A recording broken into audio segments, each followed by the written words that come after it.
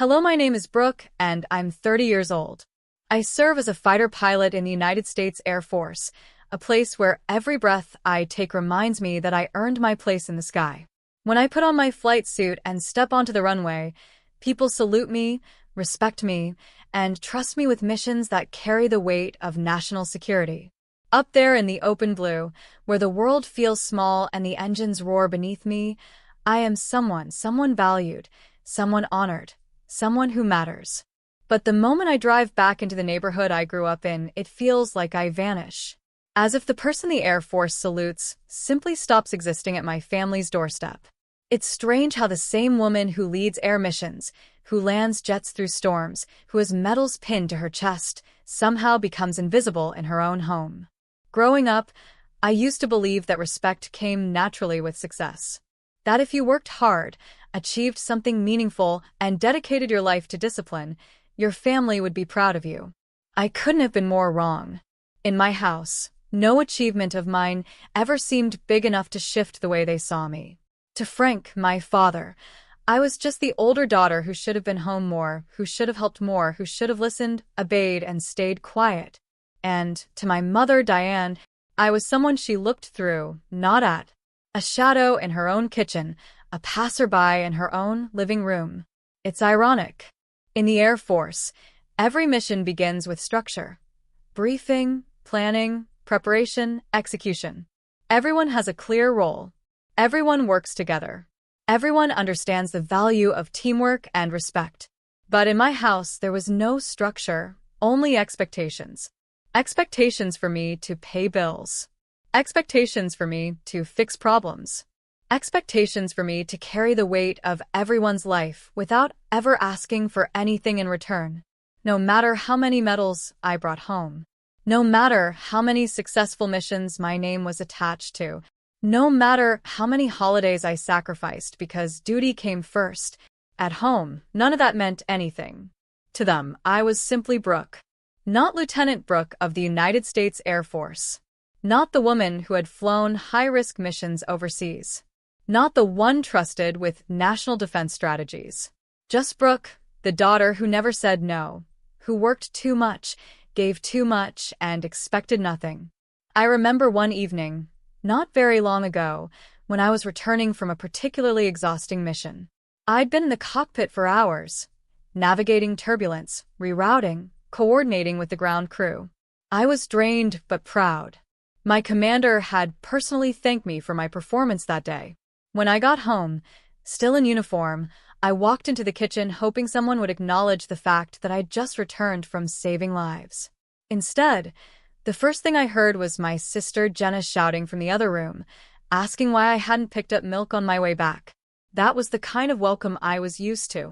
People at the base looked at me with admiration. Home looked at me with entitlement.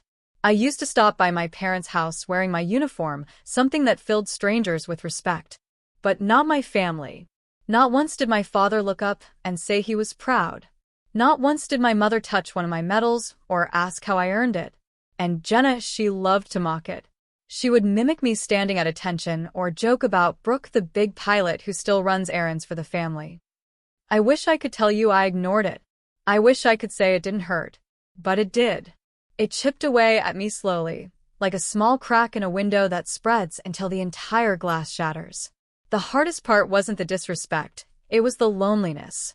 I could handle the missions, the long hours, the danger. But coming home to a place where my achievements were reduced to jokes and my sacrifices were brushed aside, that broke something inside me long before the real breaking point even arrived.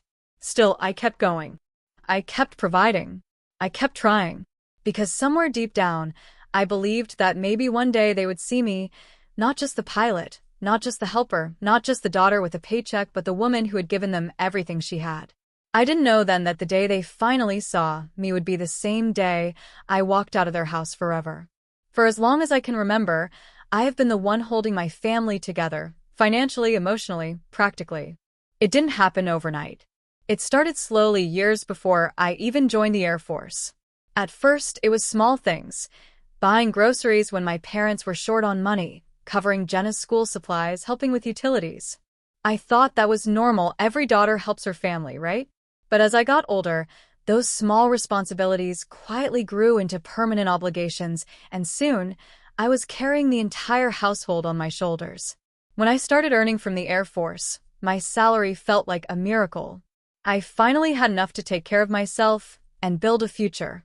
But the moment my family realized I had a stable income, the expectations changed. Bills began accidentally landing on my bed. Dentist appointments for my mother, my responsibility. Car repairs for my father, my responsibility.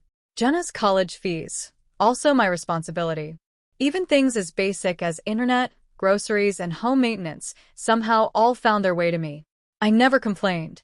Not once. Because, in my heart, I believed that helping family was the right thing to do.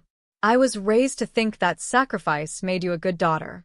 So I kept giving and giving and giving until giving became the only thing I knew how to do. What hurt the most wasn't the money. I could always earn more. What hurt was the way they treated my sacrifices, like they were nothing.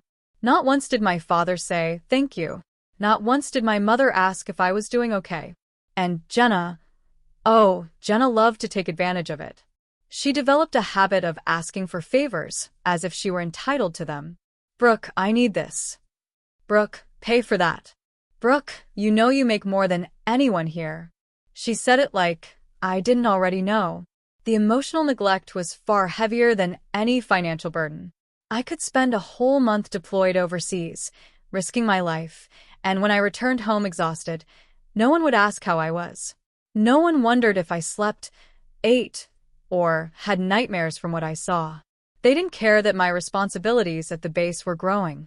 They didn't care about my stress. They didn't care about me. There were nights I'd come home from base late, my uniform still smelling like jet fuel, my hands shaking from adrenaline after a difficult mission, and my family would greet me with a list of chores they wanted me to handle. Not appreciation. Not comfort. Just tasks. Expectations. Demands. I remember one time I had just returned from a high-risk training exercise. My muscles were sore, my head was pounding, and all I wanted was to shower and sleep.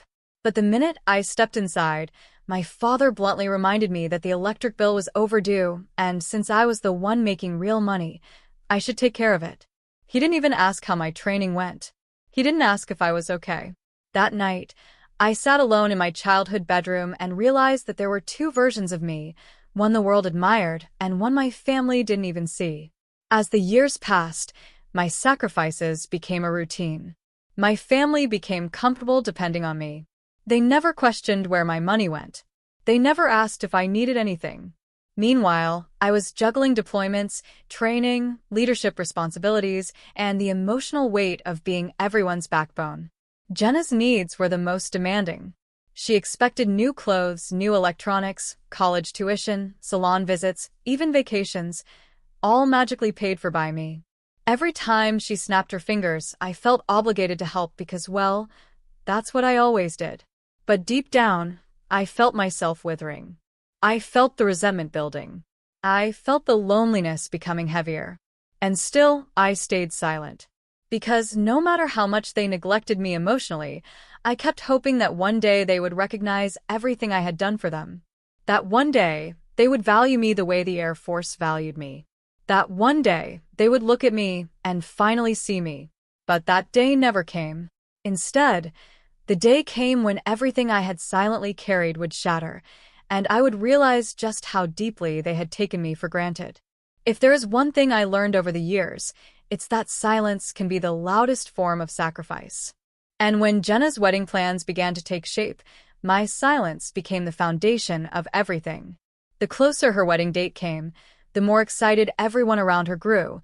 My parents, extended family, neighbors, even her fiancé Kevin's relatives. Everyone was buzzing with joy, planning outfits, decorations, menus, and celebrations. Everyone except me. Or at least, that's what they thought. No one knew that behind the scenes, the entire wedding was standing on my shoulders. The first time I paid for something major, it was unplanned. Jenna wanted a particular wedding hall, shiny floors, crystal chandeliers, a massive garden area with fairy lights wrapped around every tree. My parents loved it too, but the price almost made my father choke. He tried to negotiate, of course, but the hall wouldn't drop their rate. And without asking anyone, I stepped forward and quietly made the payment myself. I didn't want an argument. I didn't want to hear my father say, "You make more money anyway," or Jenna accuse me of acting generous. I simply wanted peace. And that moment triggered everything else. Once the hall was booked, Jenna wanted the perfect decor: white roses, gold candle stands, draped fabric, and a floral arch that would frame her entrance. My mother insisted that the wedding photos needed to look expensive. My father pretended he was the one managing all the arrangements. And since everyone assumed he was paying for everything, they didn't care to ask questions. But every vendor, every designer, every contractor emailed me. Because every payment came from me. I became the silent financier of the entire wedding. I paid for the hall reservation, floral arrangements, the entire decoration themed, the catering package, with a custom dessert table, Jenna's bridal makeup artist, the photography plus videography team, security deposits for multiple services, transportation for guests, wedding, rehearsal, dinner space. Not one of these payments came from my parents or Jenna. Not one. Sometimes companies called the house and said, "Ma'am, we're confirming for the client who made the payment, Miss Brooke." And before my parents could hear the name, I would rush to the phone, take the device to another room, and clarify details quietly. Every time a vendor asked, "Why should we keep the pair confidential?" I only said one thing: just mark it under my family's name. They don't need to know it's me. Maybe I was stupid. Maybe I was desperate. But at that time, all I wanted was for Jenna to have the wedding she dreamed of. I thought that if I created something beautiful for her, maybe she would see me differently. Maybe she would respect me, even just a little. Maybe this time, she would say thank you. But the closer the wedding drew, the more demanding she became. She started snapping at me over small things: her dress fitting, her jewelry, her bridesmaids' hair appointments. And every time she got upset, it was my responsibility to fix it. I became the planner, the problem solver, the checkbook, and the emotional punching bag. My parents didn't help either. They loved showing off to relatives about how grand the wedding was going to be. My father boasted that he had connections. My mother bragged about her excellent taste. Everyone admired them. No one admired me. Not that anyone knew. There were moments when I sat in my car outside vendors' offices, staring at the receipts piling up on my passenger seat. 10,000. 15,000. 20. My savings I had put aside for my own future, were slowly disappearing. But every time I hesitated, I reminded myself, "Brooke, you've faced harder things. This is for family. They'll appreciate you someday." Someday. The most dangerous lie I ever told myself. I should have known. I should have seen the truth long before the day everything finally broke open. Little did I know the wedding I was building stone by stone with my own earnings was the same wedding that would expose everything and destroy any illusion I had left about my family. I still remember the day everything began to shift, even before the slap, even before the wedding collapsed. It was one of those evenings when the air felt heavy, the kind of heaviness that warns you something is about to happen. I had just driven home from a long day at the base. My head was pounding, my shoulders stiff, and all I wanted was to shower, eat something simple, and sleep. Just a normal night. But normal never existed in my house. The moment I stepped out of my car, Jenna appeared in the driveway, dressed in a designer top and holding her keys like she was delivering royal orders. She didn't say hello. She didn't ask how my day was. She just waved the keys at me and said sharply, "Brooke, park my car. I'm running late." I blinked at her, almost convinced I misheard her. "What?" She rolled her eyes dramatically. "Don't start." I said, "Park my car. I have to get ready. Kevin's mom is coming over, and you know how she notices everything." There was a time when I would have done it without question. There was a time when I didn't even think before obeying. But something inside me, maybe exhaustion, maybe the years of bottled resentment, stopped me. "Jenna," I said, keeping my voice calm, "I just got home. You can park your own car." The shock on her face would have been comical if it weren't so insulting. She stared at me like I had slapped her. "What did you just say?" she snapped. I said, "I'm tired." Park it yourself. It's not a big deal. Her eyes narrowed. Wow. You're getting attitude now? Since when? Ever since you got that promotion? Ever since you think you're too important? I'm not giving attitude, I replied softly. I'm just saying no for once. That's all. But Jenna wasn't interested in understanding. She wanted control. She raised her voice, loud enough for the neighbors to hear. This is unbelievable. You can fly jets, but can't park a simple car? Seriously, Brooke? That hit me harder than she realized. It wasn't the insult. It was the truth behind it. At home, my achievements meant nothing. I was nothing. Before I could respond, my mother Diane walked outside, holding a dish towel. She looked at Jenna, then at me, but said nothing. Her silence was its own kind of betrayal, familiar, cold, predictable. Jenna pointed at me, as if I were the problem. Mom, look at her. She's refusing to help. She's literally being difficult for no reason. My mother gave her a tired look, but still didn't speak. She just sighed and turned away. That silence, it burned more than any argument could. I tried one last time to stay calm. Jenna, it's your car. You can park it. But she wasn't listening anymore. Oh, I get it, she scoffed. You think wearing a uniform makes you special? You think being in the Air Force gives you the right to disrespect us? You've changed, Brooke. This whole pilot attitude is disgusting. There it was. The exact sentence that always ripped me open, pilot attitude. To Jenna, everything I accomplished was arrogance. She turned toward the house and shouted, Dad, come outside. You need to hear this. My stomach dropped. Frank's involvement never meant resolution, it meant escalation.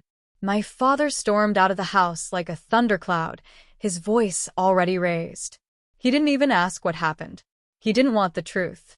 He just saw Jenna crying fake tears and assumed I was the villain. Brooke, he barked, what did you do this time? And in that split second I knew. No matter what I said, no matter how gently I explained, he wouldn't listen. The tension in the air solidified, sharp enough to cut skin.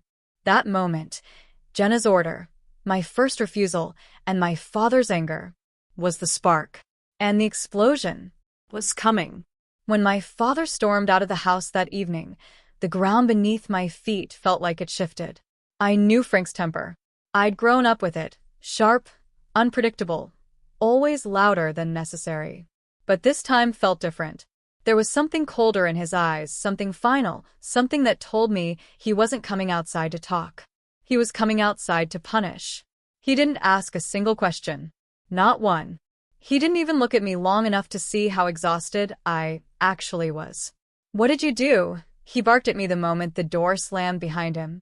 I swallowed hard. Dad, I didn't do anything. Jenna asked me to park her car, and I just... Before I could finish, Jenna cut me off, pushing herself dramatically into his line of vision. She refused, she cried, her voice trembling with fake hurt. She disrespected me. She yelled at me. She thinks she's too good for this family now. I stared at her, stunned. I hadn't yelled. I hadn't disrespected anyone. But truth never mattered in this house, only volume. Frank's face twisted in anger. You yelled at your sister? No, I didn't, I said quickly. I just... Again, no one listened. He took one step closer. Then another. Dad, please, I whispered, hoping something inside him would soften, even for a second. Just listen to me. But he didn't want to listen. He wanted someone to blame. He wanted someone to control. And, unfortunately, that someone had always been me. The next moment happened so fast, I barely had time to breathe. His hand flew through the air with a force I didn't expect, not from my own father. A sharp, violent crack exploded across my cheek. The sound echoed through the driveway, louder than any engine I had ever heard. My head jerked to the side. The world blurred. My ears rang. For a full second, I couldn't move. I couldn't even speak. My cheek burned like it had been lit on fire. I tasted blood. Jenna gasped, but not out of guilt or fear. Out of satisfaction. My mother, standing silently at the door, covered her mouth but didn't step forward. She didn't protect me. She didn't shield me. She didn't do anything except watch her husband hit her daughter, like it was an acceptable reaction. A wave of humiliation crashed over me so hard it became difficult to breathe. This was my family, the people I had supported, the people I had sacrificed for, the people whose bills I paid, whose problems I solved, whose lives I held together. And here I was, bleeding in the driveway because I had dared to say no one single time in my entire life. When I finally opened my eyes, something strange happened. The first thing I saw wasn't Frank's furious face. It wasn't Jenna's smirk. It wasn't my mother's silence. It was Logan, my cousin, standing by his car holding up his phone. He wasn't smiling. He wasn't shocked. He was recording. For the first time ever, someone in my family was witnessing the reality I had been living in for years. And instead of hiding it, he hit record. Frank noticed him last. "What the hell are you doing?" he shouted. Logan didn't flinch. "Showing the truth," he said, his voice steady. And that was the moment something inside me snapped, not in anger, but in clarity. I suddenly felt weightless, strangely calm, empty in a way that was freeing. I looked at my father, not with fear, but with recognition. This was who he always was. This was who they all were.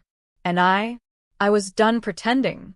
Without saying a word, I wiped the blood from my lip, straightened my posture, and walked past all three of them.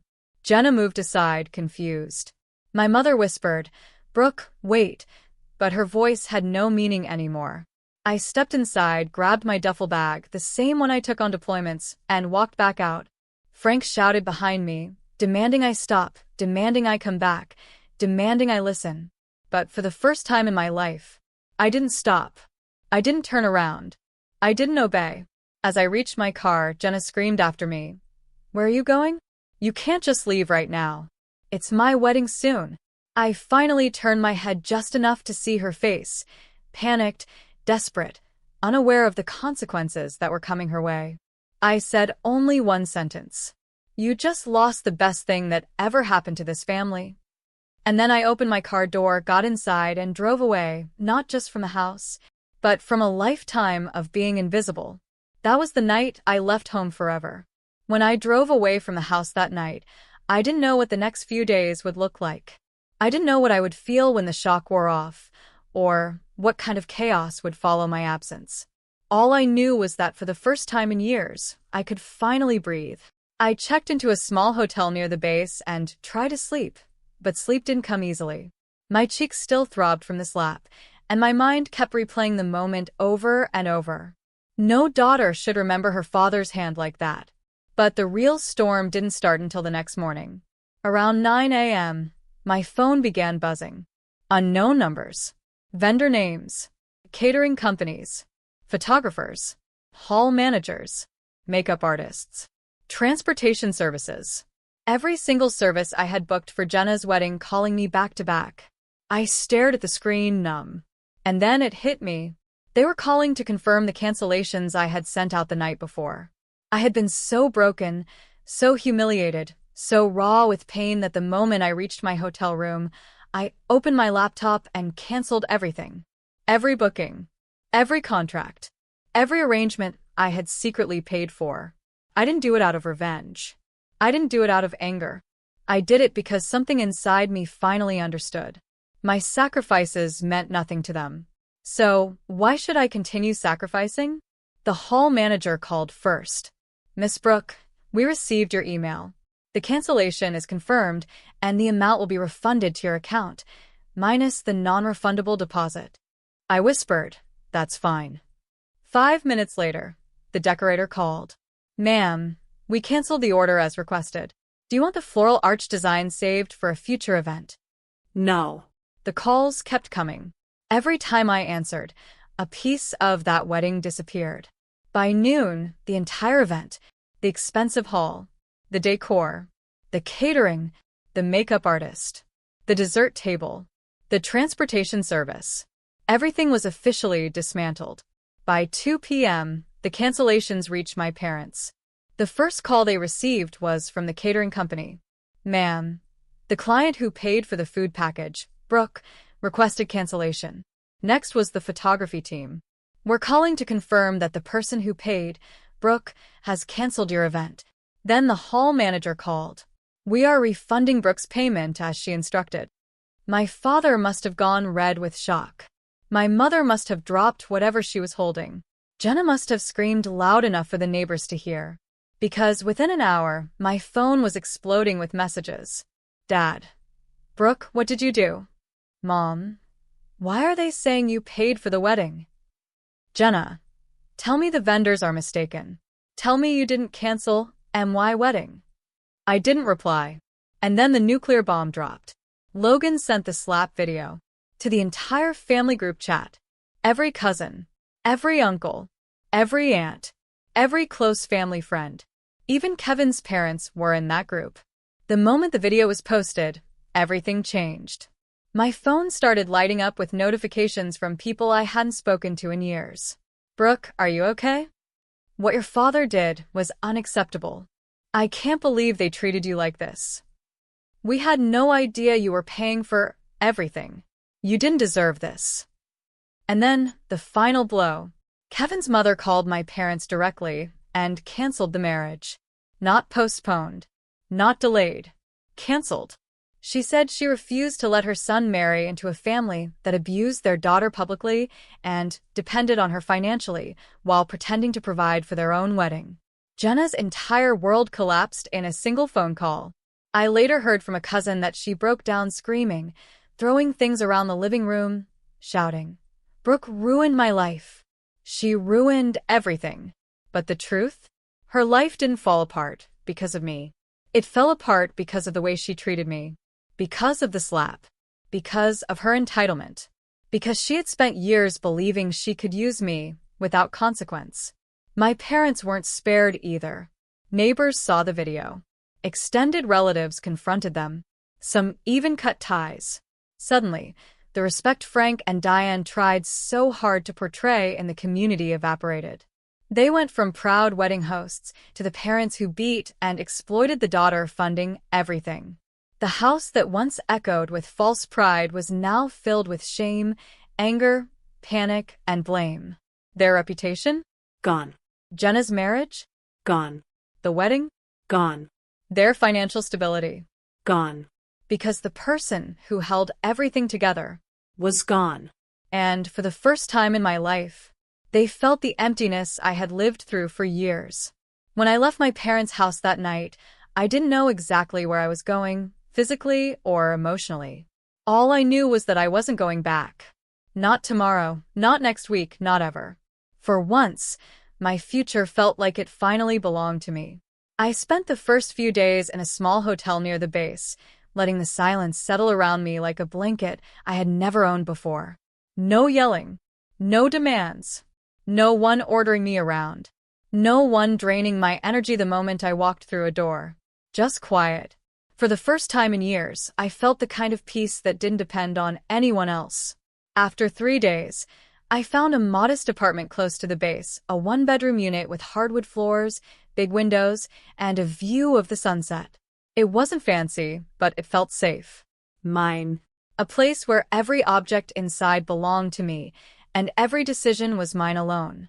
I remember standing in the empty living room, hearing the echo of my footsteps, and imagining what my life could be now that I wasn't carrying everyone else's weight on my back.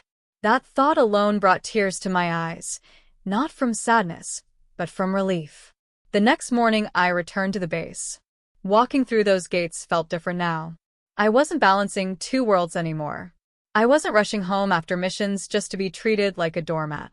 My mind was lighter, clearer. My heart felt like it had room to beat at its own pace again. And somehow, that shift in me didn't go unnoticed. Colonel Harris called me into his office later that week. I expected a briefing or an assignment, but instead, he looked at me for a long moment and said, "Brooke, something about you has changed."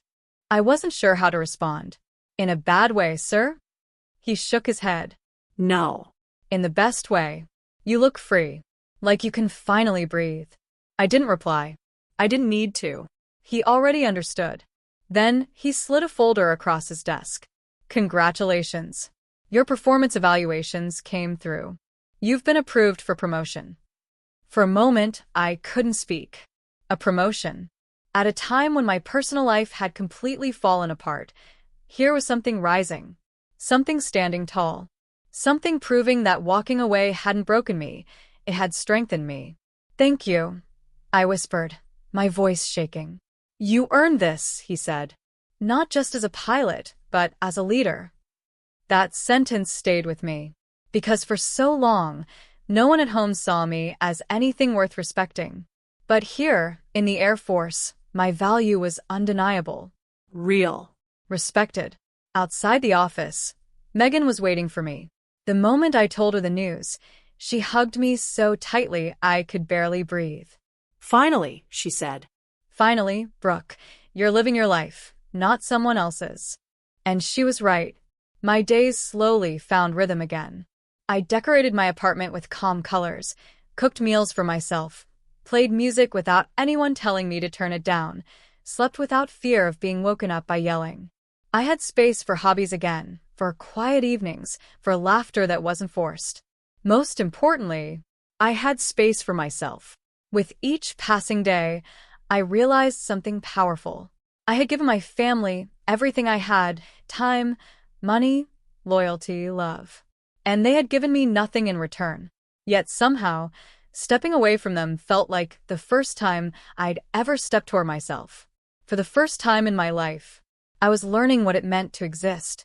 For me, it took almost 2 months before my family reached out again.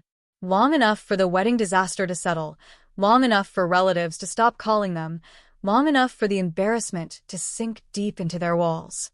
I was sitting in my new apartment one quiet evening, reading reports for my next mission, when my phone lit up with an unfamiliar number.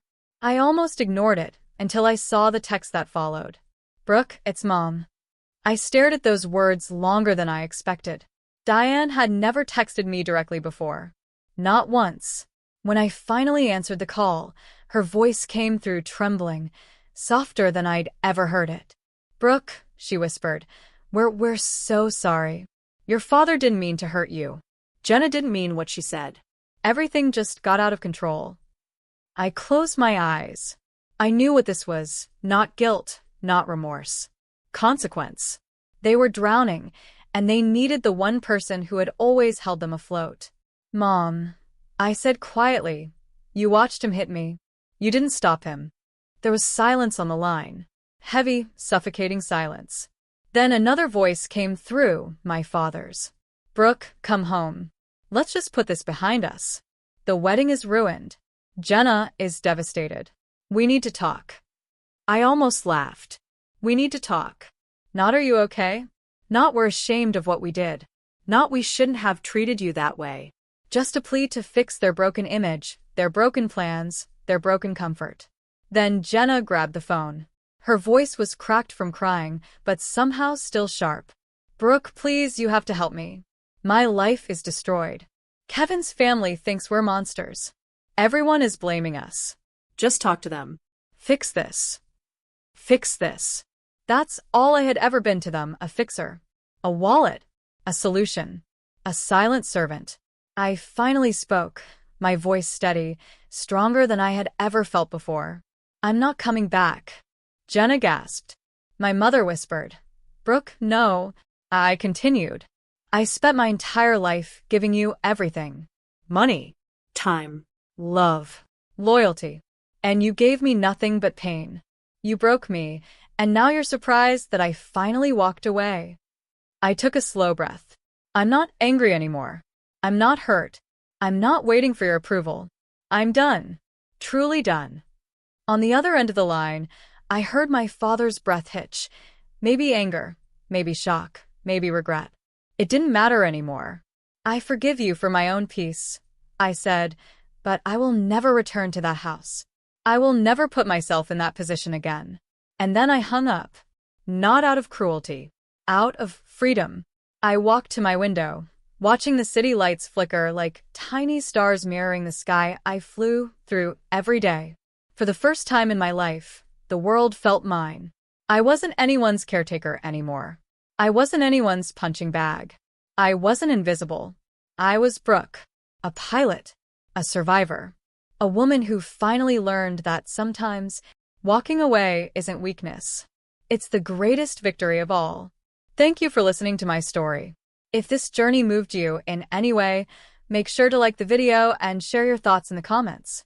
I always read every message you leave. And if you enjoy powerful, emotional stories like this one, don't forget to subscribe to the channel so you never miss the next chapter. Your support means more than you know. I'll see you in the next story.